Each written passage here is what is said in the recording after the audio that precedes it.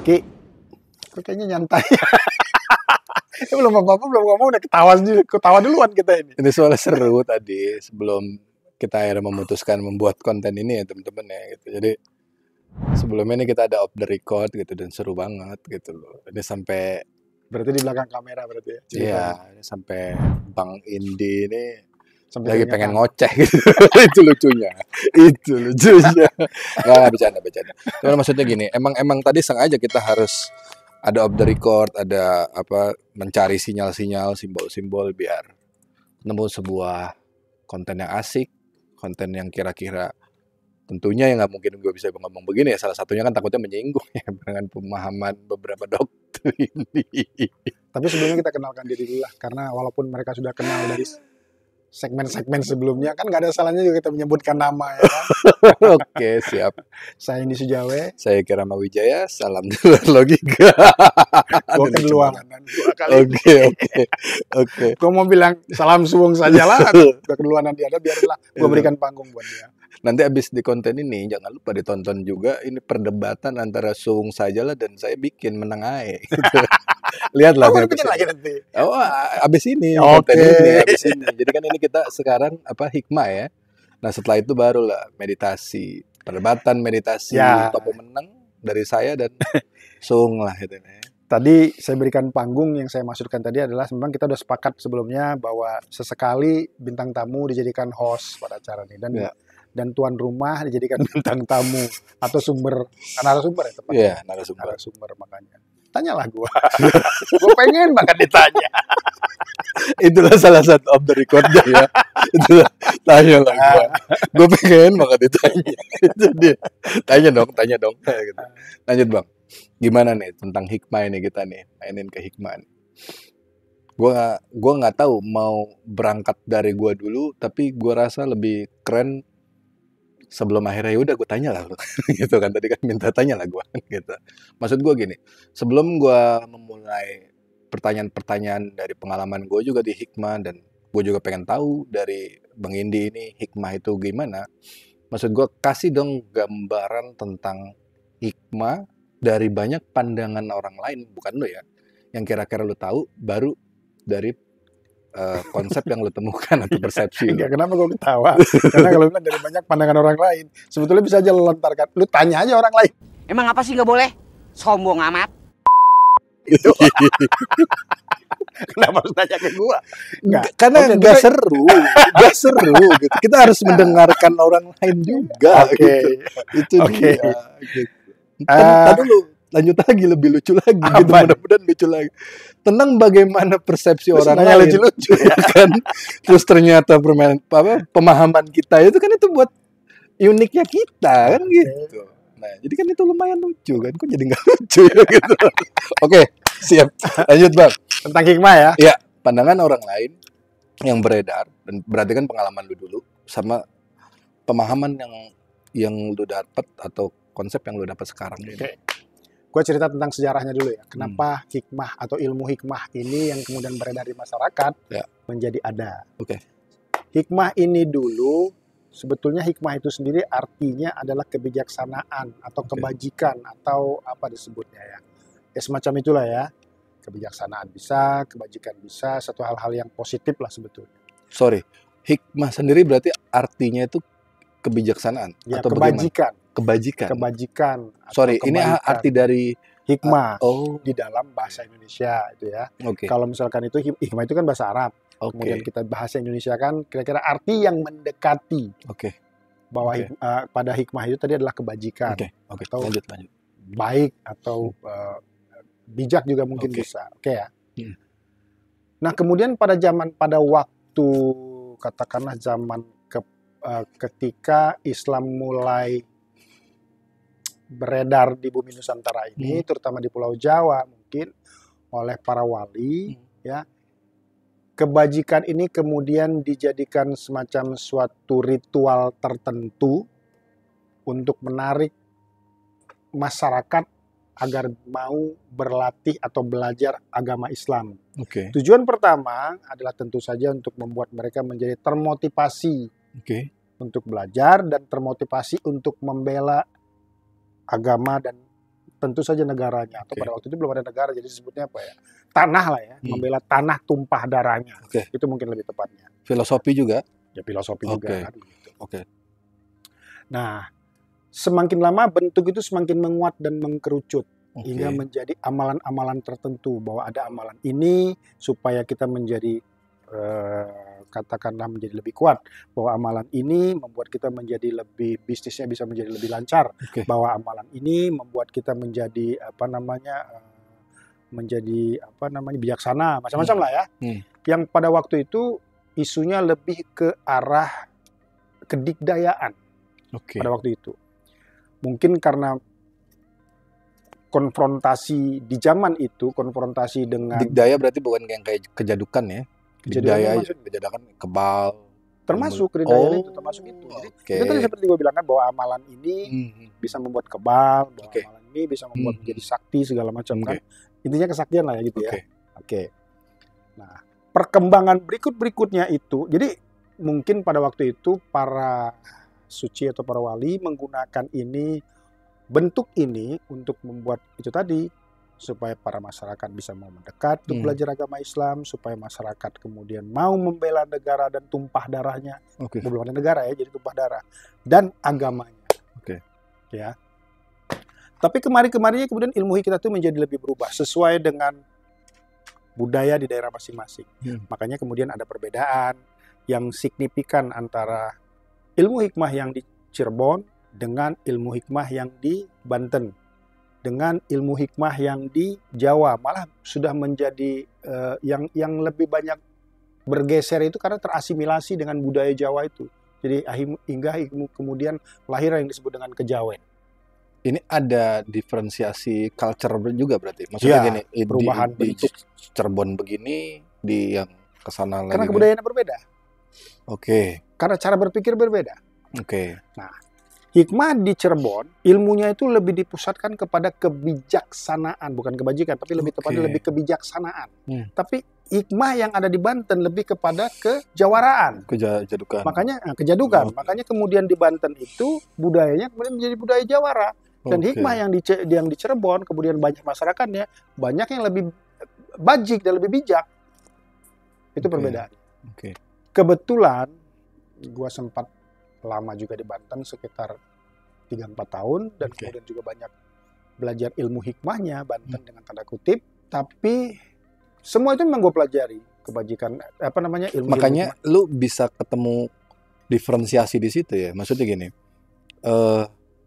ini biar gua tahu dulu nih, dan teman-teman di sini jangan lupa tonton dari awal sampai habis. Maksudnya gini, ketika tadi lu bilang lu ke Banten, apakah ini lu tahu dari Banten dulu, baru setelah itu lu mengenal teman-teman yang mungkin mendalami dari Cirebon dan lain-lain, atau bagaimana? Dari Jadi Banten biar dulu. teman-teman tahu. Oke. Dari Banten dulu, karena ketika itu gue kemudian tinggal di Banten Oke.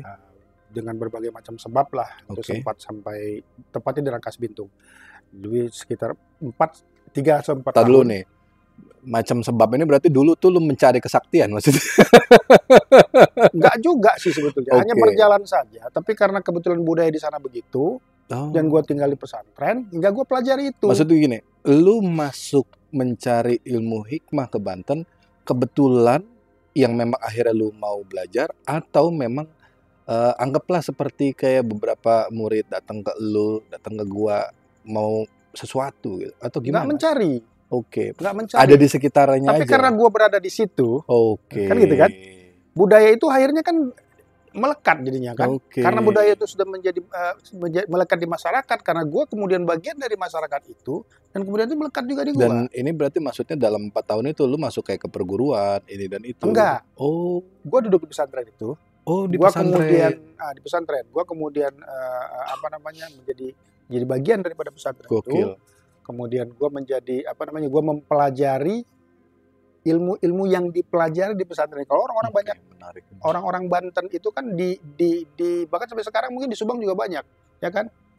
Ilmu-ilmu hikmah bahkan itu sudah mulai kaya lagi itu ilmu-ilmu. Ya hijib-hijib segala macam lah ya yang kayak begitu. Bentar, ada pertanyaan gue ke sana-sana. Oke. Nah, gua belajar bagaimana kemudian menggunakan khodam, bagaimana memanggil khodam dengan ilmu tadi, puasanya juga, kemudian puasa mutinya juga, kemudian berwirid juga, hingga pada suatu titik tertentu, kesadaran itu muncul Oke. bahwa ilmu ini hanyalah suatu bentuk yang dibuat untuk mensugesti atau untuk memotivasi. Itu tadi kemudian yang muncul dari awal tadi yang gue bicarakan tadi. Manusia yang mempunyai cara berpikir kayak begitu untuk menjadi begitu. Oke, ngerti.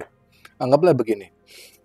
Ini kan berarti penjelasan yang lu tahap sini kan gitu loh. Ya, Nah, penjelasan yang akhirnya udah sampai di titik ini. Gue coba mau lebih dalam lagi lah. Anggaplah kita tenggelam lah bang, kalau bahasa kita off the record dan lain-lain.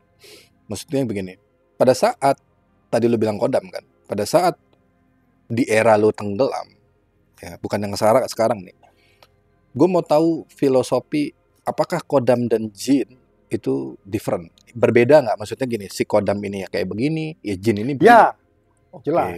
Misalkan, kebanyakan Israel itu menggunakan kodam, bukan menggunakan, tapi lebih tepatnya mereka melakukan satu ritual tertentu, kemudian yang datang menurut mereka adalah kodam daripada leluhurnya. Dan kebanyakan leluhurnya yang masuk. Oke. Dan leluhurnya itu berbeda. Yang satu leluhurnya begini, maka dia akan menggunakan satu kemampuan yang begini. Oke. Ada yang leluhurnya mungkin pengobatan, dia lebih kuat di pengobatannya. Ini kodam berarti. Ini kodam Oke. leluhurnya. Nah. Ada juga kodam yang berupa macan misalkan. Saya aing macan. Karena karena banyak, terutama di masyarakat kita di orang Sunda, terutama bahwa macan itu adalah satu hewan raja hutan yang lebih dikdaya, yang membawahi, yang menjadi pemimpin di hutan itu. Jadi kemudian kodam itu menjadi diambil tuah itunya. Diambil tuahnya. Mereka kemudian menyusupi kodam macan tadi, dan kemudian mereka menjadi seperti macan. Oke. Anggaplah gini, ini tadi gue bilang masih dalam konteks kita tenggelam ya, yang pas era-era dulu lah gitu. Maksud gue gini, berarti ini kan tadi yang baru abang bahas ini kan si kodam. Nah kalau jin sendiri, gue mau tahu jawaban gini, maksudnya biar sharing di situ maksudnya. Pada saat zaman dulu itu persepsi orang pada saat zaman di situ ya, kita anggaplah tenggelam. Jin itu bagaimana definisi? Yang abang tahu aja, kalau nggak ingat ya nggak apa-apa gitu. Gue minum dulu ya, supaya jin dan kodam yang di dalam diri gue ini tenang dulu ya. Aduh, takutnya ada jin nih. Gimana bang? Kodam itu kalau diambil dari bahasa Arab, artinya adalah yang membantu atau pembantu, ya begitu ya? Betul. Nah, jadi terlepas apakah dia itu jin, atau apakah dia itu ruh dari satu orang tertentu, ataupun mungkin ruh nenek moyang, tetap namanya kodam. Jadi membantu dia melakukan atau membereskan satu masalah tertentu. Kan gitu. Itu disebutnya kodam. Dan itu memang secara jelas, baik itu di pesantren pada zaman dulu ya. Ya sorry juga kalau kita lupa-lupa sedikit ya gitu. Maksudnya? Ya udah lama banget, tahun 2000. Berapa itu? Tahun 2000 sampai 2004. Oh itu lagi masyhur itu bang. Masyhur itu. Tapi balik lagi, berarti itu juga bisa dianggap mau itu jin atau kodam ya, itu ya definisinya yang tadi abang jelasin. Nah balik lagi, tadi abang bilang soal Egypt tadi ya. Sebenarnya konsep dulu itu ya, pada saat masih nih ya teman-teman ya, kita masih bahas soal ketenggelaman nih bahasa kita berdua. Pada saat kita tenggelam itu, Egypt itu menurut pada saat era itu apa sih definisinya dan gambaran seperti apa Egypt itu? Egypt itu adalah satu mantra-mantra tertentu, dengan kemudian untuk menyatu dengan diri kita, si bacaan atau mantra tertentu itu, kita melakukan ritual tertentu. Sama juga kita puasa, ya kita. Tapi apakah powernya, harus ada puasa? Kebanyakan Egypt pakai puasa. Oh makanya waktu itu yang kayak gue bilang ya, kalau mau sesuatu puasa ya. Puasa dulu, bisa jadi kayak gitu ya. Tujuan puasa itu sebetulnya juga ada banyak hikmahnya sih di situ ya. Akan kembali ini ada banyak kebajikan. Gue mau tahu kalau dulu itu apa hikmah atau manfaat puasa lah gitu loh istilahnya. Ya pada dasarnya kan puasa itu kan untuk meruntuhkan ego. Oke. Gitu ya. Dengan runtuhnya ego, si energi tadi lebih mudah untuk menyatu. Oke. Karena ketika kita puasa kita lapar, mau mikir apa? Ya udah berzikir aja kan gitu kan. Dengan berzikir aja seperti apa namanya yang diharuskan oleh guru tadi ya. Ini di dalam satu hari ini harus dibaca sekian ribu kali. Enggak sedikit loh. Ribuan kali loh. Gue mau komen cuman ada gesekan nih pasti ini kalau gue mau komen. Ntar lah gue keluarin gitu. Ya kan begitu kan. Lu mau ngeluarin ilmu apa? Nggak, maksudnya tadi gue mau ngomong begini sedikit. Ntar disensor lah kalau kurang oke. Jikir tapi akhirnya mikir kan gitu. Iya. Bener gak sih? Ya memang iya kan. Jikir-jikir kan buat mikir memang. Ya. Sebetulnya itu hanyalah satu. Sebenarnya gue halusin cara. lagi sedikit itu tadinya mau lebih. Satu cara bagaimana energi. Oh sepakat gue. Ya kan? Energi dari hijab tadi. Sepakat gue. Terlepas apakah untuk saat sekarang ini berpikir gue ya, terlepas apakah itu adalah satu khodam tertentu, ya.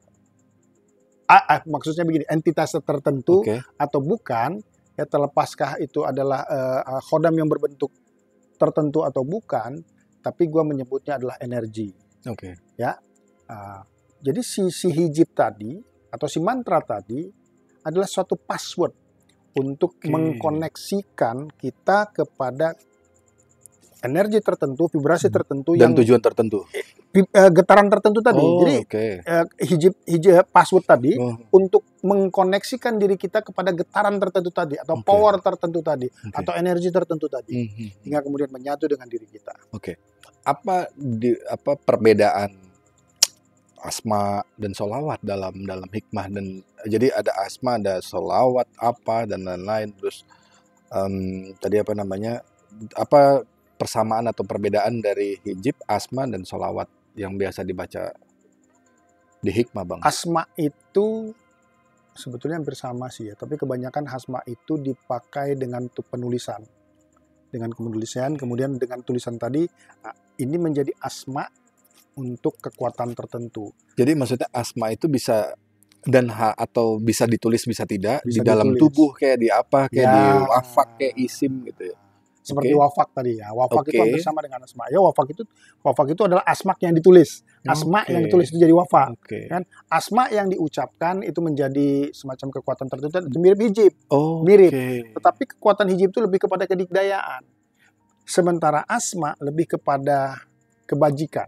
Itu konsep Abang akhirnya nemu tadi soal kebajikan, atau memang di situ ada apa ya namanya, motivasi atau pesan-pesan secara simbol untuk kebajikan setelah keluar dari pondok itu, gue kan terus mendalami ini terus ya kan, karena memang dari pondok, bahkan dari sebelum pondok gue juga memang banyak mendalami hal-hal beginian, kemudian mendalami ilmu hikmah di pondok, kemudian setelah keluar itu gue kemudian semakin mendalami itu, mencari tahu, hingga kemudian gue menemukan tentu dari kawan-kawan juga nih, ngobrol-ngobrol dengan kawan-kawan yang mempunyai keilmuan hikmah juga, bahwa pusat ilmu hikmah setahu mereka, ini dari menurut mereka nih adalah Cirebon. Gue datang ke Cirebon, kemudian gue banyak merapat, mendatangi orang-orang tertentu, guru-guru tertentu tadi kan. Kemudian gue banyak ngobrol, dan kemudian mereka juga banyak mengajarkan hal-hal tertentu sama gue. Dan kemudian gue mengambil satu kesimpulan, bahwa di Cirebon itu lebih halus, artinya lebih kepada kebajikannya. Beda dengan di Banten, lebih kepada kejadukannya. Disitulah kemudian gue ngambil satu kesimpulan itu kan. Jadi gini tadi, sorry, gue potong. Abis dari Banten, baru Abang memang sengaja main ke Cirebon. Sengaja ke sana. Kemudian pada waktu itu pun gue hampir setiap bulan tuh satu kali gue ke Cirebon. Di di makam Sunan Gunung Jati. Di Kesepuhan Cirebon. Kesepuhan Cirebon, tapi bukan di Kesepuhan, itu beda tuh. Kesepuhan Cirebon dengan makam Sunan Gunung Jati kan jauh. Jauh. Ya kan? Nah, gue di makam Sunan Gunung Jatinya. Nah, para kuncen kan banyak tuh. Para kuncen di situ kan para guru-guru hikmah itu. TS. Kan hampir tiap bulan gue ke SAES. Sultannya juga kan. Ya nggak begitu juga. Enggak, kalau gue kan kenal sedikit. Oh iya. Lanjut terus. Nah, disitulah kemudian gue mengambil kesimpulan itu. Karena gue banyak bergaul dengan guru-guru hikmah yang menjadi, termasuk para kuncen di sana juga. Para kuncen di sana memang. Dan kemudian gue juga pada waktu masih di Banten, gue juga sering mendatangi Kesultanan Banten, apa namanya, Sultan Hasanuddin Banten. Oke. Ya, kan banyak prakuncinya juga. Dan Oke. mereka juga pada para jawara. Nah, bedanya gitu, mereka menyebut diri mereka jawara. Kalau di Cirebon kan enggak. Oke. Tidak ada budaya jawara itu kan tidak Berarti ada. Budaya anggaplah jawara itu kan ada diferensiasinya di situ, perbedaannya di situ. ya, Oke, ngerti. lebih ke situ jadinya. Nah, kalau sholawat tadi, hampir tadi lupa. Nah, sholawat ini gimana? Karena gini, maksud gue gini. Dulu gue juga sempet kayak, maksudnya gimana ya? Coba gue transformasi nih. Anggaplah gini, gue dapet sebuah sholawat naria atau apa yang kita percayai bahwa itu membawa sebuah manfaat gitu. Bahkan nih nanti abang klarifikasi atau dalam pandangan abang ya. Sholawat itu katanya ketika kita lagi belum wudu itu katanya nyampe bang gitu. Ya ini gue nggak tahu ya kebenaran ini. Ya, kalau salah ya sorry gitu kan. Cuman seingat gue pemahaman yang gue dapet itu ya, entah ini benar atau enggak karena gue nggak dalam di sana ya. Itu gimana? Apakah itu benar tadi soal awat itu ada nggak? Kira-kira lu pernah tahu nggak gitu loh soal bersih atau Ini enggak juga, tapi nyampe? Ini juga kalau memang kawan-kawan mungkin apa yang saya jelaskan ini mungkin salah, coba diberikan pendapat di kolom bawah ya. Ya. Salawat itu ada pada waktu zaman Rasulullah. Bahkan mungkin salawat itu sebagian jauh besar dari hikmah ini. ya jauh. Bahkan mungkin sebagian besar salawat itu diciptakan oleh Rasulullah sendiri. Oke. Ya kan begitu.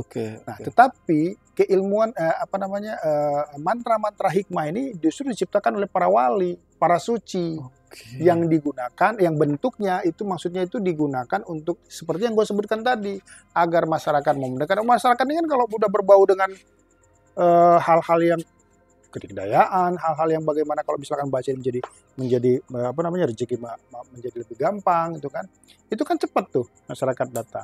Berarti penting juga ya asal usul hijib ini, asma ini dari siapa gurunya yang mengeluarkan ya, atau ada sanadnya, ini penting juga ya untuk penting. Pandangan hikmah ya. Penting. Karena mungkin ada sebuah validitas ya kalau gue salah mungkin itu, atau ada sebuah kekuatan pintu awalnya itu loh, dari mana si guru ini ternyata anggaplah kita dapat hikmahnya atau keajaibannya, miracle-nya atau karomahnya gitu atau kayak gitu. Kayak begitu. Ada manfaat dan khasiatnya. Ada manfaat khasiatnya juga. Misalkan ada banyak juga bacaan-bacaan atau mantra-mantra hikmah itu dari para wali-wali dulu yang bahkan gurunya para wali di sini di Tanah Jawa, Wali Songo pada waktu itu. Misalkan dari Abdul Qadir Al-Jailani. Kan gitu kan, atau mungkin dari macam-macam yang lain lah ya. Nah, sampai ke sini kemudian dipermak lagi, diperbagus lagi, diperbentuk lagi menjadi lebih jejak. Kan gitu. Makanya sebelum kita melakukan satu ilmu hikmah tertentu, kita adakan tawasulan dulu. Nah, itu ya pertanyaan. Hadoroh dulu atau hadiah dulu. Nah, itu pada saat abang di Cirebon, jauh sebelum sesudah ini ya, jauh sesudah di Banten kan berarti. Nah, maksud saya pada saat abang di Cirebon tadi, itu abang sekaligus melakukan tawasul juga gitu. Atau memang tawasul ini sebelum password itu kita baca itu bagian daripada ritual.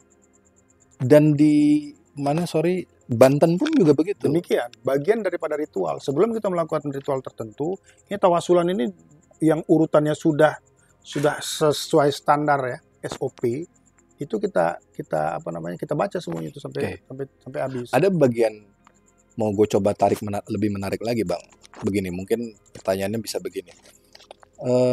Apakah, tapi bukan abang yang sekarang ya, dengan menemukan ini, tapi maksudnya gue yang dulu, bukanlah yang sekarang. Dulu ditendang, sekarang ku ditendang.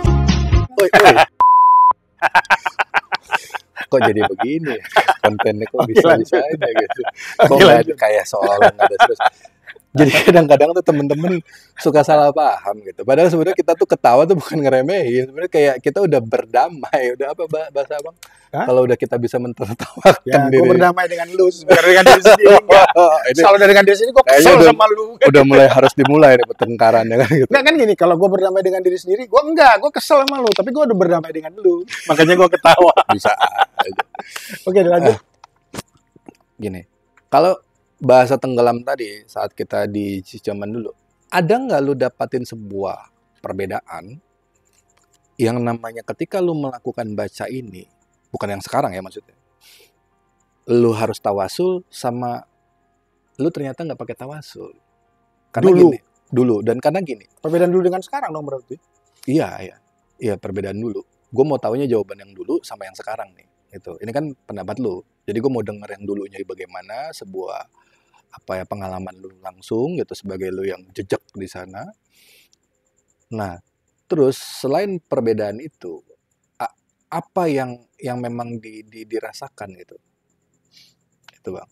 Kalau dulu itu SOP itu harus. Oke. Karena gue tenggelam di situ. Ngerti. Dan gue kehilangan kesadaran gue sebagai diri gue yang sejati. Tapi maksud gue pernah nggak iseng usil gitu, lu nggak pakai tawasul? Gak berani. Oke, Kan serius. iman, keyakinan. Ya gak berani dong. Kalau Oke. gue melawan SOP itu nanti akan terjadi. Yang gue percayai pada waktu itu. Akan terjadi sesuatu dengan gue. Karena gini, beberapa yang beredar dan sampai sekarang anggaplah beberapa murid gua, murid abang juga mungkin yang di IKMA dulu atau sekarang. Kadang-kadang kan gini, ada ada tawasul khusus disebut, misalkan Syekh Abdul Tuanku Syekh Abdul Qadir Jalani dan lain-lain kan gitu. Ada bahkan kayak Ratu Kalinyamat lah, adalah bahkan Mayang Sari dan lain-lain gitu loh. Jadi Syekh siapa, Syekh Kuro atau apa, itu maksudnya apakah apa pentingnya dari runutan itu Bang? Maksudnya, Pada waktu itu apa pada iya, waktu sekarang? pada waktu itu. Nggak perlu pentingnya. Gue harus meyakini itu meyakini dengan keimanan. Maksud gue, kenapa lu bisa meyakini dengan keimanan itu? Apa yang dia bentuk? Siapa yang mau melawan keimanan dengan keimanan yang dibentuk oleh diri sendiri? Maksudnya, apakah itu menjadi sebuah, kalau nggak ada gini, ini tidak ada tuahnya Pada atau waktu itu tidak ya gue berpikir begitu dong. Bahkan kalau gue lawan itu, malah justru gue akan kena balanya, akan kena sialnya, atau mungkin akan kena dosanya. Ketika berpikiran pada waktu itu ya. Oke. Nah, sekarang jawaban yang sekarang nih, pendapat Abang. Ya semua guru-guru yang gua tawasulkan yang dulu itu gua tawasul udah begini, nggak perlu gua sebut juga, mereka udah ada dalam hati gua. Kira-kira begitu bahasanya. Iya, udah menyatu. Ngerti gue, ngerti. Sekarang Dan itu dalam itu. Dan maksudnya nggak ada perbedaan jadinya. Ya, misalkan mana yang lebih dekat ketika lu datang ke rumah gua dengan salam, cium tangan, kemudian lu di hadapan gua ngobrol pun begini, dengan lu yang begini, mana yang lebih dekat, mana yang lebih begini? Ya jelas yang begini lah. Yang begini kan? Iya kan? Iya. Lah kalau gua mah kan, kalau lu mau gua salim Ya, sama lu, harus yang gua kemarin ceritain itu. Lu harus, ya, lu harus kan jadi begitu. kayak gitu. Analoginya kan begitu. Ya kan? Analoginya kan begitu kan? Ngerti gua. Ya, jadi beda pemikiran memang, beda pemikiran setelah gue menemukan kesadaran. Artinya setelah gue menemukan sejatinya ingsun. Artinya setelah gue menemukan ruh gue, sang hidup. Itu beda memang. Oke, nah ini bahkan tadi ada dengar suara cicak itu langsung ruh tadi. Ya. Saking dekatnya langsung Energi gue, otomatis. kalau begitu gue ngomong kan energi gue sampai kemana, bahkan cicak pun merasakan energi. Sama kan kayak yang si Dedi bilang kan, ketika dia menenggelamkan diri dia memanggil si Nyimas itu kan hadir betul kan gitu ya. Oke, gue sepakat itu. Jadi memang padat lah. Sebentar, kembali kepada melakukan kedalaman tadi ya. Ketika kita melakukan ritual dengan kedalaman yang memang kita membenamkan diri ke kedalaman itu, menenggelamkan diri ke kedalaman itu, dulu dan sekarang memang berbeda. Ketika dulu menenggelamkan itu, gue belum menemukan kesadaran. Jadi gue memang benar-benar tenggelam tanpa menyadarinya. Coba, tapi sekarang, kalau lo boleh kasih ke teman-teman nih, kalau boleh gitu, paling gampangnya apa sih yang sehingga lo membedakan lu yang dulu, lu yang sekarang itu, dari kesadaran itu secara sederhana aja. Kawan-kawan, kalau kawan-kawan nanti bikin kopi di rumah, atau mungkin sekarang sedang ada kopi di depan Anda, coba angkat gelas Anda, kemudian minum kopi dengan menikmatinya. Gesti ini. Bila perlu tutup mata Anda dan kemudian menikmatinya, bahwa rasa itu memang begitu nikmatnya.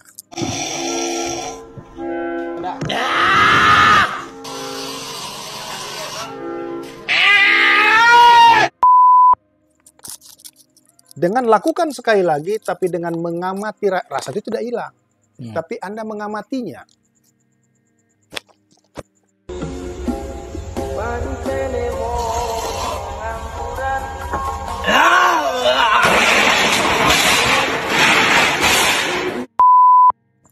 Ada dua perbedaan. Yang satu Anda sebagai penikmat, yang kedua Anda sebagai pengamat. Rasa kopi tetap. Ini ada dua perbedaan, nanti Anda coba sendiri di rumah. Itu yang jawabannya. Oke. Jadi tanpa lu harus jawab, teman-teman yang bisa coba itu ya nanti ketemu sendiri ya jawabannya. Ya. Karena mungkin itu gak bisa dijelasin secara ini ya kalau nggak dipraktekin lah ya. Ya, Kemarin jadi dalam kehidupan kita sehari-hari pun sebetulnya begitu. Ketika kita kehilangan kesadaran, kita menjadi penikmat. Oke. Sekarang gini, anggaplah tadi abang bilang itu ada ritus-ritusnya. Karena nanti gue juga ada pertanyaan gospel sekarang lah, ada pertanyaan soal tenaga dalam dan lain-lain di hikmah itu kan gitu. Cuman maksud gue gini, sebelum ke ritus-ritusnya, apa yang memang dulu abang dapet dalam ritus-ritus tadi untuk ritual, anggap gini, lebih spesifiknya, baik itu putar giling dan lain-lain gitu loh. Yang dulu sama sekarang bisa abang lakukan, di mana gue balik lagi dari dulu kan gue bilang, gue kenal lu tuh putar giling bang gitu. Nah, apa perbedaan? Jadi gue seorang yang guru mesum. Enggak, setelah Iya, pas iya, lu di hardcore ceramah, wah ini CS gue nih langsung gitu loh. Oke. Nah, apa yang menjadi beda? Karena gini, kadang-kadang kan orang di dalam pikirannya, karena gue tahu bukan dari gue ya, tapi dari penanya dan lain-lain yang nonton ini juga gitu loh. Seolah-olah tuh ada perbedaan. Jadi kita yang dulu pada saat kita tidak punya kesadaran dan lain-lain, dan sekarang kesadaran, jadi seolah-olah kita kurang sakti gitu. Anggaplah begitu. Kita dianggap tidak punya kemampuan atau cuman bisa ngomong dan sugesti aja nih mah gitu loh. Ngerti nggak? Nah, apa yang di abang bisa kasih gambaran ke teman-teman?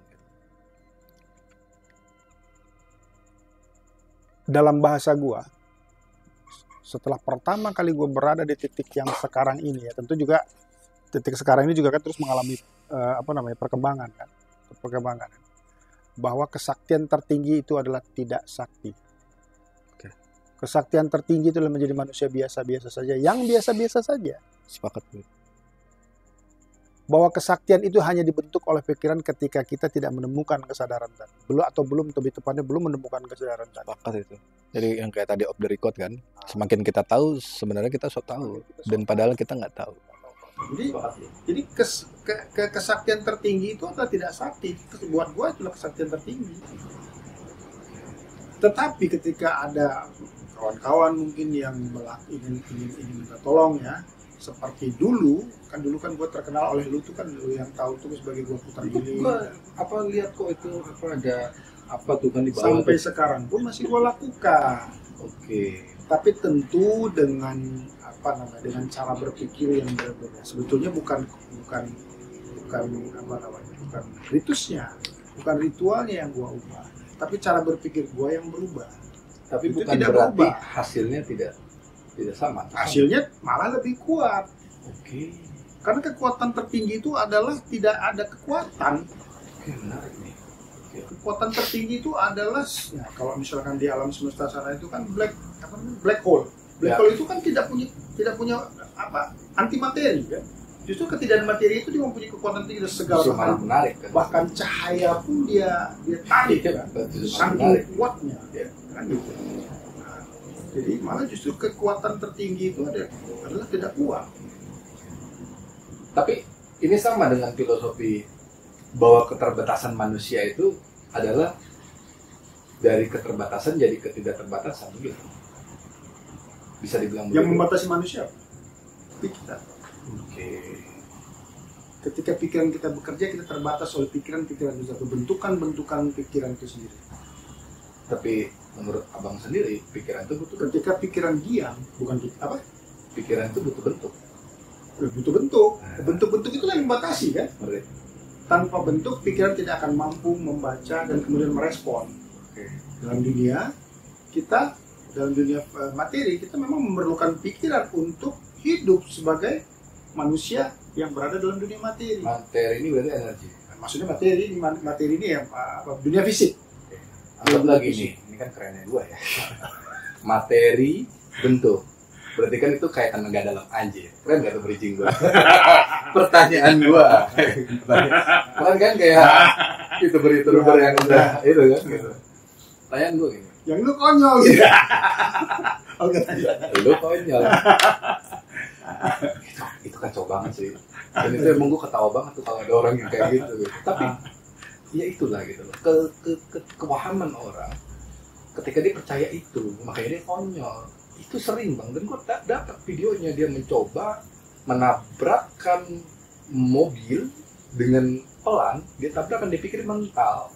Itu konyol. Itu konyol. Dia menggunakan tenaga dalam. Maksudnya gue ketawa itu nonton konten itu karena gue lihat video itu. Jadi, dalam memori gue ya itu konyol. Jadi ada dua kemungkinan sih, ada dua kemungkinan ketika kita menyatakan bahwa dia mempunyai tenaga dalam dan menjadi sakti, ada dua kemungkinan. Dia menjadi termotivasi untuk kuat, ya.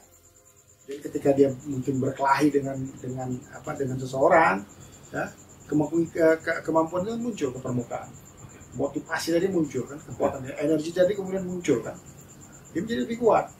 Tapi tidak juga untuk mendorong orang itu. Oke, dalam suatu permainan tertentu dorong-dorongan dengan tenaga dalam atau tarik-tarikan dengan tenaga dalam itu bisa dilakukan. Tapi ketika itu dipakai untuk mendorong lu udah mau marah mau bunuh gua nih, ya kan? Gua dorong lu pakai tenaga dalam gua, plok,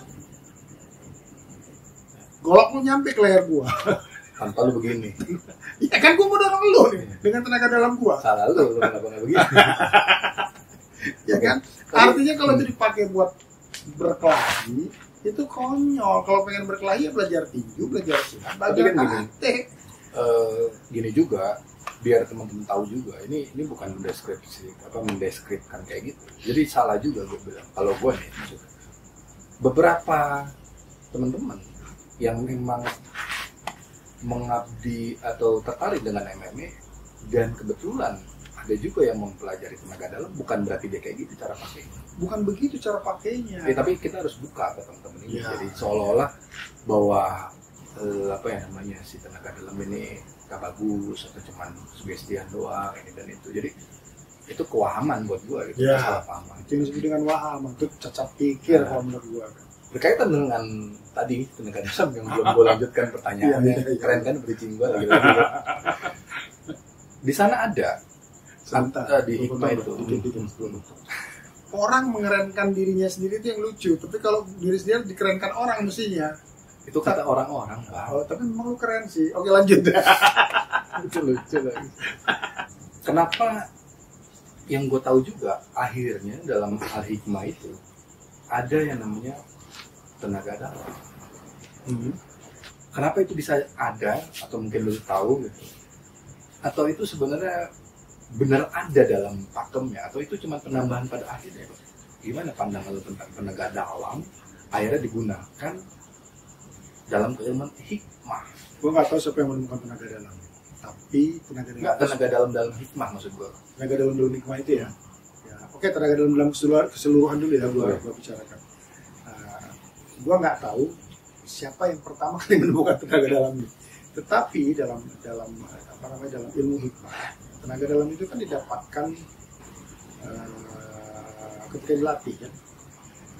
Setelah dia melakukan suatu ritual tertentu, kemudian dia energi itu masuk, dan energi itu tidak bohongan, masuk itu kan mungkin lu karena pernah berada dalam dunia situ, lu paham ketika energi masuk kan badan kita bergerak, dan kemudian ngeden, protein ngeden, kemudian kan ini semua menegang nih, tutup katup segala macam lah ya kan, dan kayak begitu.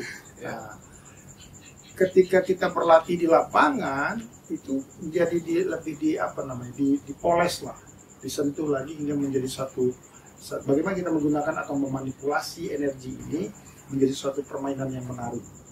Karena berkaitan dengan tenaga dalam, gue perhatikan era-era sekarang akhirnya ada cakra. Nah di hikmah itu apa cakra itu? Apa ya tadi? Sebagian cupu atau cupu. Itu cupu itu apa? Sebagian orang mengatakan itu cupu. Sebagian lagi menyatakan dengan titik latoif. Tapi kebanyakan itu maksud gue. Titik latoif ini sebetulnya muncul dari orang-orang yang ahli tirakatan, misalkan tarikah gitu ya. Tarikah Qadariyah Nasmadiyah misalkan ya. Titik latoifnya itu bahkan pakai garis. Sorry, maksud gue ini berarti ada pakemnya ditarik ke Ya, pakemnya. pakemnya. Ada pakemnya. Ditarik karir Naksabandia kebetulan juga gue mempelajari itu titik apa namanya, titik latausi dari mulai di bawah, 2 jari di bawah pusat, kemudian ditarik naik ke ubun-ubun, kemudian dibuang ke susu kanan dulu, baru dibuang ke bawah susu kiri. Jadi enggak illallah itu ditarikat kepada Naksabandia. Kemudian di torikat lain juga ada, dan di ilmu hikmah juga itu ada cupu-cupu atau titik-titik latoif itu dipicu dengan mengkonsentrasikan ke arah situ. Jadi bukan memakai kata cakra sih lebih tepatnya, karena cakra itu kan dari budaya, cakra itu kan bahasa Hindustan, ya kan, bahasa Hindustan kan. Artinya ini sebetulnya cakra itu muncul dari agama Hindu dan agama Buddha. Ya, memang yang gua tahu ya gitu, itu bukan berwarna merah tapi cahaya aja. Tapi itu kan konsepnya cakra ya kalau ini, makanya gua nanya itu, mau tahu itu juga gitu. Dalam ilmu hikmah kan nggak ada cakra. Seperti cakra itu kan kemudian menjadi terasimilasi oleh pemikiran yang anak-anak zaman sekarang yang belajar hikmah, kemudian jadi mencampur adukan lah ya dengan cakra-cakra tadi. Gitu. Apa sih yang dia dapat dan tujuan itu dari tadi atau itu segala macam? Kalau ini apa yang dia kasih penjelasan motivasinya atau manfaatnya? Masih ingat nggak? Oh, okay. Kalau untuk cakra anak-anak sekarang yang enggak yang tadi lah itu lah oh, ya tujuannya meditasi dengan cara itu, dengan cara tirakatan itu. Jadi fungsinya adalah apa, tujuannya adalah meditasi. Apa keuntungannya? Kalau bicara tentang keuntungan atau fungsinya meditasi, atau apa yang kita dapatkan ketika kita atau setelah meditasi, ketenangan, kenyamanan batin. Dan ketika meditasi itu berada di satu titik yang terdalam, ya, pikiran kita benar-benar diam, jejak. Ini tubuh ini kan jadi mengalir alamiah. Disitulah kemudian tubuh itu kembali sel-sel itu lebih cepat meregenerasi menjadi seperti awal. Oke, dalam bahasa gua self image lah atau aura Ya. jadi jejak itunya ya. Jejak si pikirannya jejak, karena pikiran jejak tadi energi itu menjadi lebih apa namanya, lebih si tubuh tadi lebih diam. Tapi sepakat lo ketika konsep tadi itu ini sama ininya nyambung, sepakat ya? Kalau lu selama ini nggak nyambung. Bukan disebutnya bukan nggak nyambung, disebutnya bukan nyambung, lebih pada diam. Oke. Bukan kalau misalkan dipakai yang bahasa kita sekarang sama pendekatan untuk nyambung itu bisa juga, karena di sini kalau di sini diam kan ini diam. Oke. Emosi kan diam, karena itu diam. Kan gitu. Kalau lebih dalam lagi kita bicarakan, kawan-kawan mungkin yang sudah pernah melihat video saya di semen yang lalu itu tentang saya turun gunung, salah satu fungsinya atau keuntungan yang saya dapatkan, saya bisa merokok lagi. Dari yang nggak apa-apa, karena gratis. Ini kebetulan yang bawa tadi tidak. Udah gitu nggak habis-habis. Udah gitu nggak habis-habis lagi. Ada lagi dia. Datang lagi. Memang hebat ilmu kirama. Berkaitan dengan keuntungan, manfaat yang memang disiarkan mungkin atau apapun lah gitu. Selain ketenangan, gitu, ada nggak sih, anggaplah kayak apa yang gue tahu tuh istilahnya laduni atau hikmah atau karomah ya. Apa sih yang lebih bagusnya sih bahasa itu? Karena gue mau tahu juga nanti pertanyaan keduanya adalah apa perbedaan laduni dan karomah? Ya, hikmah tadi kita udah sama-sama jelaskan bahwa asal kata dari bahasa. Tadi dulu maksudnya gini, biar abang lebih spesifik lagi, maksudnya gini. Jadi pada saat dia mendapatkan atau mempraktekkan ilmu hikmah, dia dapat hikmah juga, atau dari tadi kebijakan itu, atau tadi selain untuk apa bukan untung ya, apa? Kebajikan, tenang, atau dapat karomah dan si laduni juga. Ya, oke ya. Jadi ilmu hikmah itu adalah kan ilmu kebajikan yang kemudian dibuat suatu bentuk tertentu hingga kemudian menjadi ilmu-ilmu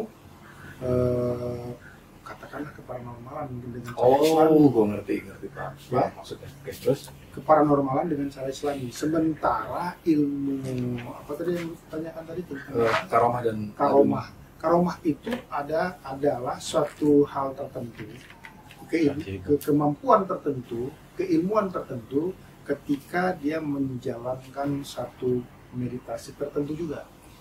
Berbeda dengan ilmu hikmah. Nah, meditasi seperti tarikat tadi kan, tarikat Qadariyah Naqsabandiyah itu biasanya kalau dalam dunia Islam itu didapatkan karomah itu didapatkan oleh para wali, orang suci yang seperti wali itu karomah. Ya. Sementara laduni, ada banyak orang beranggapan bahwa laduni itu adalah orang yang mempunyai kemampuan tertentu ketika dia melihat orang melakukan satu ilmu tertentu, dia kemudian melihatnya saja dia sudah mempunyai kemampuan itu. Atau orang yang nggak tahu apa-apa, kemudian ketika ditanyakan hal tertentu, misalkan suatu ilmu tertentu, dia kemudian menjawab dengan tepat, itu seperti kata si Adilu tadi itu. Gue juga sepakat. Nah, perbedaannya di situ. Jadi ilmu laduni itu tidak dilakukan atau didapatkan dengan melakukan ritual tertentu. Sementara karomah, karena dia melakukan ritual tertentu, dia mendapatkan itu. Coba kita pertegas lagi. Berarti perbedaannya, kalau gue tangkap ya, ladun ini di-gift juga diberikan, atau dia muncul sendiri ladun. Nah sama, kalau karomah itu diberikan, atau dia muncul sendiri. Nah itu. Jadi gini. Karomah itu didapatkan oleh orang tertentu karena dia melakukan ritual tertentu. Berarti gue mau ada pertanyaan juga ke situ. Sementara laduni didapatkan ilmu tertentu yang dia dapatkan walaupun dia tidak melakukan suatu hal tertentu, tapi tidak melakukan diberikan ritual tertentu. Jadi lebih tepatnya laduni itu adalah gift. Tapi karomah tadi dia melakukan ritual tertentu kan? Tapi di gift juga. Ya tapi kan caranya berbeda. Oh, caranya yang berbeda. Di situ apa? Mungkin perbedaan ketegasan di situ. Oke, nah berkaitan dengan karomah.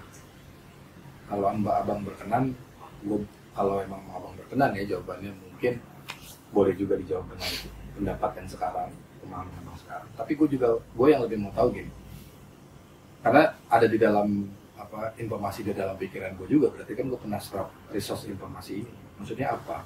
Yang gue mau tanyakan gini, karomah yang dulu gue tahu, informasi yang gue tahu, tadi abang juga sebutin kan, hanya wali dan orang-orang suci, anggaplah mungkin lebih.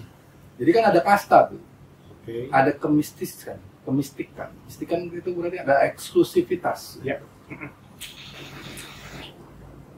Yang dulu, apakah memang seperti itu? Hanya orang-orang yang terpilih lah, yang suci itulah yang memang bisa. Dan penjelasannya gimana kalau dulu? Nah kalau tadi dulu bang, tanggup satu lagi. Nah kalau abang berkenan yang sekarang juga, gitu. Jadi harus dibedain. Ya kalau tadi penjelasan dari itu kan gua menyadurnya itu kan dari dari asalnya. Ya asal itu kan dalam dunia Islam kan. Nah, jadi ada dalam kekuatannya kan di situ, artinya asalnya dari situ kan dalam dunia Islam bahwa karomah itu adalah demikian. Tapi kalau ditanya pendapat gue dalam pemikiran gue sekarang kan, apa yang disebut dengan karomah itu setiap orang juga bisa mendapatkan karomah itu ketika dia melakukan hal tertentu, nggak ada bedanya. Bukan dia sesuci wali, bukan dia sesuci akhlak itu. Ya permasalahannya kan wali itu disucikan oleh kita. Kalau dalam sekarang ini, korek dulu kayaknya. Wah, tadi gue taruh korek. Gimana tadi gue taruh korek? Gue korek dulu. Korek mana nih? Kok hilang bang? Ini episode mencari korek ya. Nanti bisa di-cut lah nanti. Iya. Oke. Berarti tadi kan wali itu tadi ya gitulah ya, mendapatkan seperti itu aja. Iya. Nah, kalau laduni berarti bahkan pendapat abang yang pada saat dulu tenggelam pun itu sepakat ya, tanpa harus siapapun itu bisa digigit. Ya, siapapun bisa digigit laduni. Cuman di dalam pemekaran sekarang ini banyak lagi bias-bias tentang ilmu laduni tadi. Bola dunia adalah A, bola dunia itu adalah B. Bahkan orang yang bisa mempengaruhi orang lain juga itu adalah dunia. Whatever lah, apa aja lah, gitu. Artinya ada banyak bias sih. Pengertian ladun itu sendiri, pengertian karomah itu sendiri, bahkan hikmah itu sendiri adalah banyak bias. Karena di zaman informasi yang serba keterbukaan ini, segala hal adalah memungkinkan, kan gitu kan. Ya kebanyakan sih kalau bapak-bapak jadul kayak gua begini sih agak sulit untuk membuka pikiran. Dia tetap aja berada dalam kondisi pemikiran zaman lalu kan. Ya untung juga gua nggak kayak begitu, gua lebih terbuka pikirannya. Berarti anggaplah lu mendapatkan sebuah kesadaran itu ya? Ya, lebih tepatnya ke situ. Karena ternyata mungkin kalau yang kita bicara tadi di belakang kamera kan, bahwa lu punya pendapat yang berbeda tentang kesadaran dan diri sejati. Tapi kalau menurut gua kesadaran itulah diri sejati. Oke. Nanti sebelum Si kita... pengamat tadi ya, itu kan sadar kan mengamati kan kita sadar tuh. Sadar penuh dengan mengamati rasa rokok tadi misalnya kan gitu. Atau kopi tadi kan. Nah, yang mengamati itulah, itu kan kesadaran yang mengamati itulah diri sejati. Sebelum kita ke arah pertanyaan selanjutnya, kayaknya asik kan nih, kira-kira setelah ini kita bahas tentang meditasi. Cuman gini, Di segmen ini apa nanti? Sekarang aja. jadi terserah, mau kayaknya asik kan segmen selanjutnya. Jadi full tentang meditasi gitu. Cuman maksud gue gini, gue mau ada satu pertanyaan terakhir sebelum kita nanti di konten selanjutnya. Apakah dalam hikmah itu ada meditasi? Itu satu. Dan kedua, ditentukan juga nggak posisi meditasi dalam ilmu hikmah? Karena banyak sekali pertanyaan-pertanyaan yang beredar yang akhirnya dapat ke gua. Meditasi itu sebetulnya tidak bisa kita artikan secara sempit. Bahkan dalam agama Islam pun sholat itu adalah meditasi sebetulnya. Tahan dulu di situ. Apa yang membuat persepsi menjadi jawaban seperti itu? Atau perbedaannya apa sih? Sehingga itu sama meditasi juga. Ya, meditasi kan tujuannya supaya bagaimana kita menjadi berpikir dengan meditatif. Artinya kita berada dalam kondisi meditatif, bukan berpikir ya. Kita berada dalam kondisi meditatif. Kondisi meditatif itu bisa kita temukan ketika kita melakukan meditasi. Salah satunya dari ritual sholat misalkan. Ini gue lagi ngerokok meditatif. Ya. Tapi kan. Nah, ini mungkin agak kontroversi dengan Kondisi kawan-kawan. meditatif ya maksudnya. Ya, dengan kawan-kawan mungkin kebanyakan ya di kita ini, bahwa berbagai macam ritual secara syariat itu adalah pendisiplinan diri untuk mendapatkan kondisi meditatif. Ini pendapat pribadi ya kawan-kawan ya, jangan diartikan secara Terus di luar dengan pemahaman agama. ya, di luar dari pemahaman Ya. agama. Ini kan Puasa. jalan-jalan ritus-ritus, Ya. journey spiritual kan. Puasa, sholat, berbagai macam ritual-ritual itu sebetulnya adalah pendisiplinan diri. Berarti maksud lo dari zikir atau hizib tadi atau apapun lah namanya, wirid lah bisa kan juga masuk gitu ya. Entah minat atau enggak nanti lo konfirmasi. Ini juga termasuk meditasi maksudnya. Ya, kan ada tingkatannya tuh. Coba Kalau dalam dunia Islam, dalam agama Islam misalkan setelah sholat kita disunahkan untuk berzikir, menyebut Asmaul Husna, kan gitu kan, nama-nama Allah atau beristighfar atau kalimat-kalimat thayyibah. Nah, dari ritual meditasi bergerak, kemudian meditasi diam, stop dulu, kan gitu kan. Belajar dari kemudian dari meditasi diam itu kemudian ada ini terjadi penyaringan lagi secara alami kan, kemudian mendalami lagi secara tirakatan, ikutlah tarikat-tarikat tertentu. Dari tarikat-tarikat tertentu itu kemudian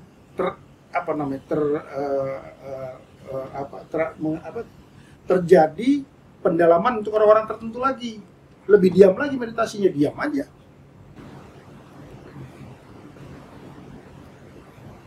Tapi kan ini tidak bisa disebarkan dengan secara secara gamblang untuk semua orang. ya nggak apa-apa, tipis-tipis aja. Cuman gini, itu juga ada gue sebetulnya pertanyaan menarik, cuma nggak tahu nih ntar bisa dipotong atau layak atau nggak. Cuma gini, ini gue dapet ya teman-teman gue, murid-murid gue juga kan banyak mendapatkan informasi seperti itu kan, maksudnya dalam doktrin itu bukan gue bilang terkontaminasi, tapi kan itu kan termasuk terkontaminasi dengan pemahaman dia itu kan. Maksudnya gini pertanyaannya, sepakat nggak lo? Ini kan guru-guru ya, guru-guru mereka atau apa ya yang udah kayak begini lama, gua kan sama kayak lu kan. Jadi gue sering, si gurunya ini ngomong ya, bukan kata gue ya. Bang, emang keeksklusifitasan atau tadi ya, kayak tingkat kasta itu, kadang-kadang beberapa orang mampunya yang sampai di tingkat A gitu loh. Gue nggak sebut ya tingkat apa, baru nanti dia naik lagi ya, menjadi gila loh. Nah nanti dia naik lagi gitu. Nah, tapi ada yang cuma nyampingnya di situ bang, paham nggak konteksnya? Cuman kita tipis-tipis aja nih, takutnya menyinggung. Ya. Tapi balik lagi gue jelasin, ini bukan konsep dari agama, gue bilang gitu. Ini jauh ya dari ini. Ini ritus-ritus. Kita pakai itu pun sebetulnya bukan juga, ini pendapat pribadi lagi itu. Katakanlah kita memakai konsep itu ya, tapi ini pendapat pribadi, bukan pendapat secara umum. Dan gue sepakat juga tadi bahasa lu itu kan bilang semakin kita tahu, ternyata kita so tahu, ternyata kita tidak tahu. Gitu. Ya gue sepakat itu lah. Ya biar clear kan. Gitu. Nah tadi ada yang nyampingnya di situ dong, bang. Ya itu tadi ini mau gue jawab. Disitulah kemudian dalam dunia Islam itu cara berpikir tiap semua orang itu atau manusia itu dibagi dalam 4 tipe syariat, tipe tarikat, tipe hakikat, dan tipe marifat. Ini level-levelnya, jadi level syariat, tarikat, hakikat, dan marifat itu levelnya. Orang yang masih berada dalam dunia syariat itu orang yang masih berada dalam kondisi ribet, karena belum bisa memisahkan dirinya yang sejati. Man arafa nafsah, siapa yang mengenal dirinya, arafa rabbah, akan mengenal Tuhan. Kan gitu kan? Tahu fakon arafa rabbah kan gitu kan? Jelek gini gue tahu itu. Memang lu jelek sih. Tadi keren ya. Nah, orang yang belum mengetahuinya nih, man arafa nafsahnya belum ketemu, dia akan berputar-putar di dalam alam pikirannya sendiri. Tapi ini tentunya lu dalam diskusi beberapa guru dalam itu ya, perjalanan tadi ya, tarikat, syariat, begitu juga kan? Ya. Ada juga kan, selain akhirnya lu dapetin kesadaran itu sendiri. Beberapa guru juga kan nanti akan memberikan satu pengetahuan yang berbeda. Maksud gue gini, biar teman-teman tuh nggak salah pandang juga, seolah kita cuma tahu versi kita, kesesuaian kita, apalagi cuma baca buku itu maksudnya. Nah, setiap orang itu jadi mempunyai pemikiran yang berbeda sesuai dengan kemampuannya masing-masing. Tapi orang-orang yang sudah mampu mengetahui bahwa dalam syariat itu adalah A, maka dia akan tingkat menjadi tarikat. Dia mulai sudah masuk ke dalam bagaimana membebaskan dirinya dengan pemikirannya. Oke, terus baru ke B, ke B, ke C, hakikat. Baru mulai dia berpikir bukan dia berani, tapi berpikir hikmah yang dia lihat bahwa segala sesuatu itu adalah pembelajaran buat diri dia. Baru ketemulah yang disebutkan dengan bahwa apabila dunia ini setiap pohon itu dijadikan pena dan lautan dijadikan tinta untuk menuliskan ilmu Allah, itu tidak akan sanggup. Berarti sudah di mana? Sudah berada di dalam hakikat. Nah, ketika di dalam marifat, dia sudah lebur. Sudah bukan lagi imanen, tapi transenden.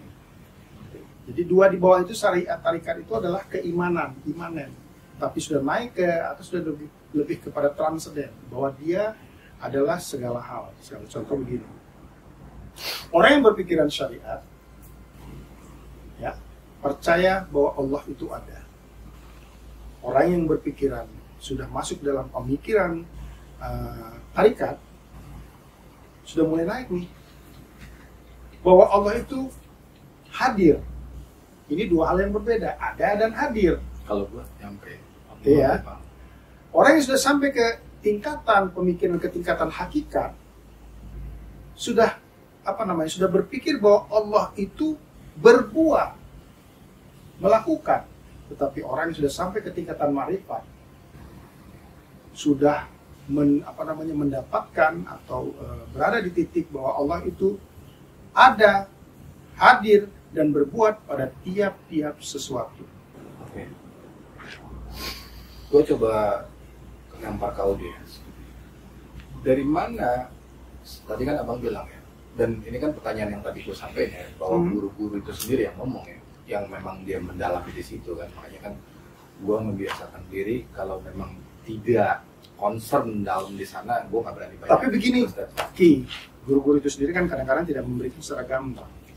Ada, ya gue juga nggak berani. Ada filosofi yang disampaikan karena kadang-kala ketika dia melakukan untuk membicarakan kepada si A, ada banyak, ada si B, ada si C, ada si D. Anggaplah apa ya kalau masalah kalau salah mantiknya. Nanti. Jadi ketika filosofi itu diberikan, ya kan, pengertian juga tentu berbeda-beda. Cuman maksudnya gue mau tipis-tipis, tapi gini, ada sedikit yang mau gue kasih pertegasan sedikit.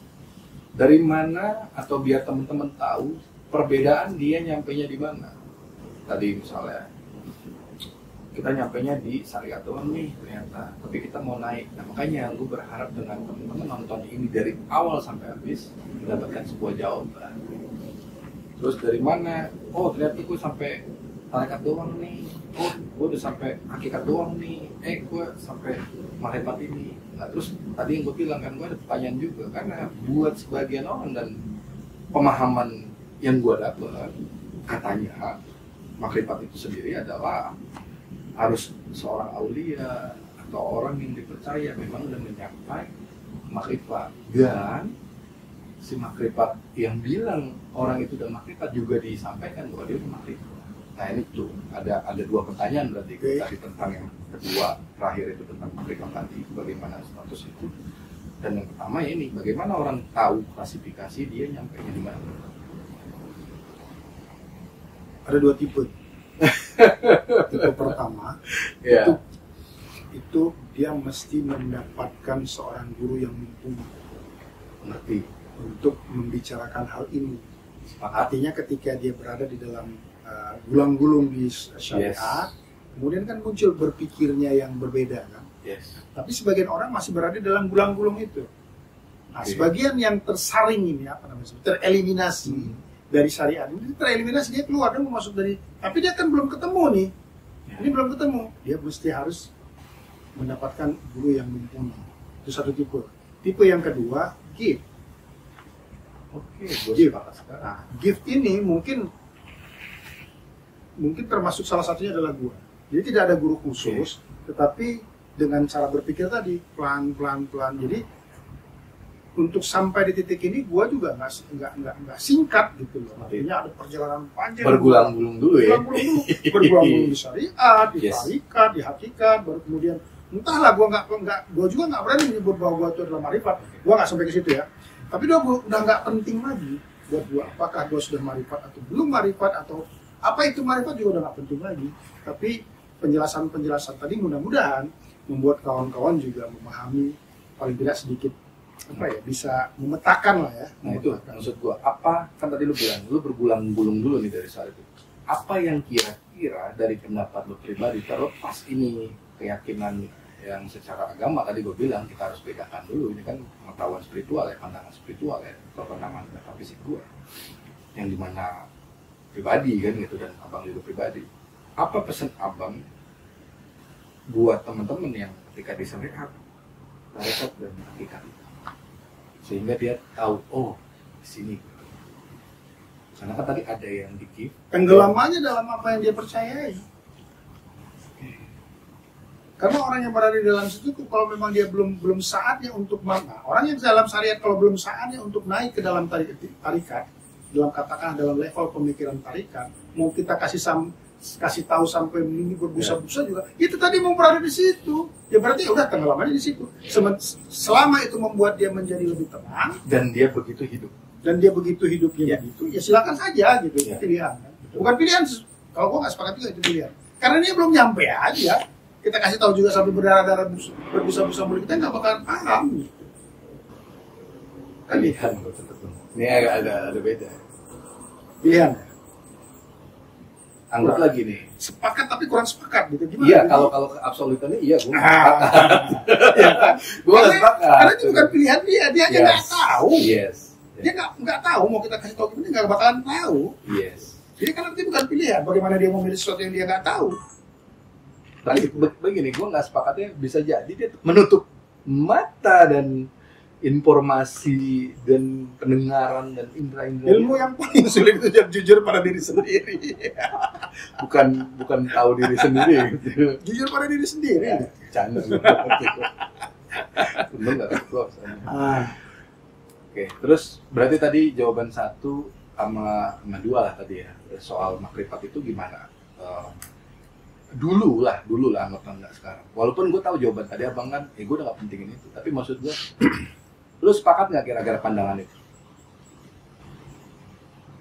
Kita nggak ke arah keyakinan ke sana gitu. Ini bahasa. Ya setiap orang buat gua tetap aja bisa mendapatkan level pemikiran marifat. Berhak untuk mendapatkan, setiap orang berhak untuk mendapatkan level pemikiran Tapi kan mereka marifat. Dan tidak ada alasan kotak-kotak. sendiri. Maksudnya kan mereka punya alasan sendiri kenapa itu harus orang suci dan orang lain yang mengatakan. Nah itu punya pandangan sedikit nggak? Ini yang disebut dengan keyakinan. Sepakat gua ya. Dan kita tidak bisa masuk ke situ. Siap. Yang namanya keimanan. Udah. Ya kan? Tidak perlu dipertengkarkan. Betul. Dan tidak perlu diperdebatkan. Betul. Sepakat. Sementara orang-orang yang cerdas, orang-orang yang masih mau berubah, itu selalu bertengkar di sininya. Dengan pertengkaran di sinilah yang dia membuat akhirnya dia menjadi lebih sederhana berpikirnya. Karena semakin dia rumit, dia semakin paham. Itu adalah pertengkaran pikiran. Kerumitan itu adalah pertengkaran pikiran. Dan sepakat loh, berarti itu dia tidak jujur sama dirinya sendiri. Nah, kembali lagi ke bahasa yang tadi. Apakah dia jujur atau apakah dia tidak jujur atau dia tidak tahu? Dia nggak tahu. Apakah dia tidak bisa jujur gitu kan? Nah, apakah dia tidak bisa jujur atau dia memang tidak tahu? Kan ada orang yang tidak tahu nih. Orang gila kan dia nggak tahu bahwa dia gila. Nah itulah makanya salam di luar logika. masuk. Nah balik Jadi lagi. buat apa orang kita menyadari orang gila, membuat waras orang gila? Ya biarin aja deh. Kayak gitu. Biar dia berpulang-pulang ke sana. Tadi udah lengkap ya teman-teman ya. Dan setelah ini kita akan ke arah pembahasan ya, Tomenang dan Sung kan, meditasi Sung kita babar gitu. Ya boleh. Di segmen yang berikutnya ya. Iya, tapi kira-kira gue pengen tahu nih closing statement dari lo nih Bang. Dan sebelum Bang ini mulai, jangan lupa tonton dari awal sampai habis ya teman-teman. Jadi jangan di skip biar nggak gagal paham gitu dari awal dan ya. Kalau orang yang motong-motong video itu ya salah juga. Suka ini potong-potong begini kalau dijadikan konten TikTok. Tapi nggak apa-apa sih kalau. Nggak apa-apa lah kalau gua sih nggak masalah juga. Nah, yang Apa kira-kira yang abang bisa tambahin Bang? Sorry. ya kalau apa yang kita bicarakan atau kita bahas barusan adalah sebagai kerangka berpikir saja, ya kawan-kawan. Tidak bukan artinya ini pendapat pribadi, kerangka berpikir pribadi. Jadi tidak bisa diperbandingkan dengan apa yang Anda imani. Jadi Dan pesan kita saya, tidak mempertentangkan itu, tidak ada masalah. nggak ada masalah. Jadi pesan saya kepada Anda adalah apapun yang Anda imani, tenggelamlah di situ. Karena keimanan itu adalah harus dalam kerangka berpikir Anda. Absolut? Apa abstrak? Absolut dalam kerangka berpikir. Kita sudahi. Ya, salam di luar logika. Saya Kirama Wijaya. Saya Nis Jawe. Bilang ya, Sung sajalah. Salam di luar logika.